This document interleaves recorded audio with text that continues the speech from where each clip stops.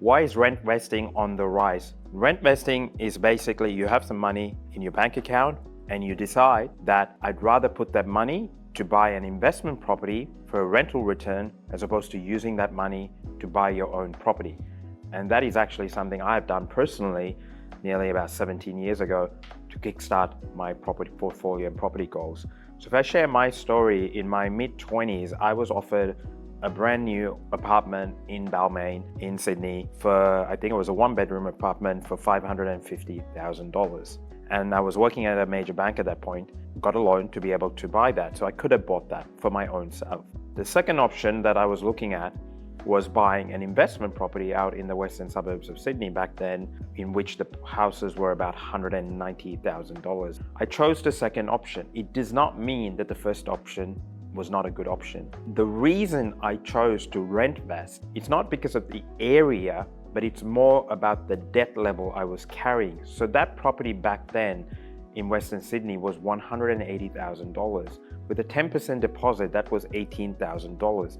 And the rent at that point in time was about $330 to $350 a week, which means it's extremely positive cash flow. More importantly, the secondary benefits to me, and I put that all in one category, are the taxation benefits. The moment you own your own home, it's your income, and it's usually post-tax income that is paying for it. Whereas when you own an investment property and you own sufficient investment properties, you can use pre-tax money with a great accountant to pay for that property. So what I would do is when I get a tax refund, because I was working a full-time job, I'd use that as a deposit to go buy the next property. And over those years, those houses in Western Sydney that were $180,000 are probably now close to $900,000, has tripled in value because I picked great areas, but they remain positive in cash flow. Eventually, you could, if you want to, sell those properties down and buy your own home. But when you do buy your own home, you're buying with less debt.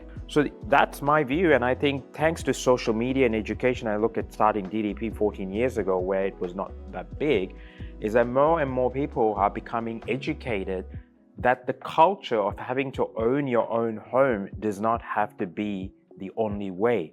And the younger generations have seen probably their parents go through that and maybe not enjoy that process of owning quote unquote a 30-year debt, because it is a debt and it's the bank's asset.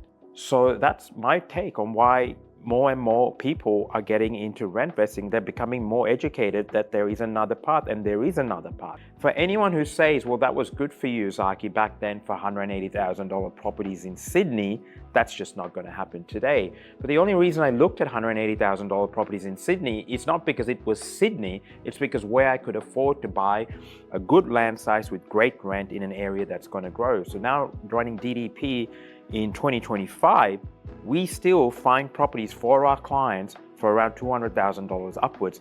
No different to my properties in Western Sydney, because the philosophy and the strategy has still been based on what I achieved success, and it has continuously been achieved for our clients over the last 14 years, that you can still buy properties for $200,000, same as my Western Sydney properties, great land site, great rent, and hold for the long term and build up that equity, and eventually you'll have options either to sell and buy a home that you really want to live in with less debt.